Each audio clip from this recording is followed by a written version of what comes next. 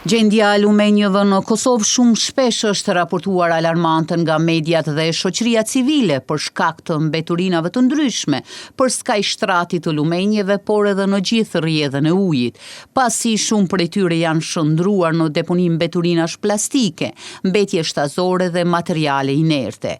E një situatë të tillë rrezikon natyrshëm mjedisin dhe shëndetin publik. Ndërkohë edhe televizioni Syri shumë shpesh ka raportuar për gjendjen e lumenjëve të komunës së Gjakovës. Përmes kronikave të ndryshme televizive është munduar të rrisë vetëdijen e qytetarëve që të jenë më të kujdesshëm në ruajtjen e hapësirave publike.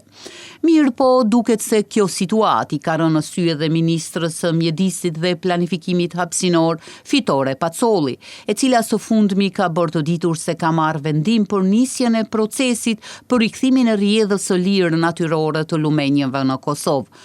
Ky vendim, sipas ministrës Pacolli, hap rrugë për identifikimin dhe largimin gradual të pengesave të vjetruara në shtretërit e lumenjëve, si diga të vogla, pragje dhe struktura të tjera artificiale, që janë jashtë funksionit dhe dëmtojnë ekosistemin ujor.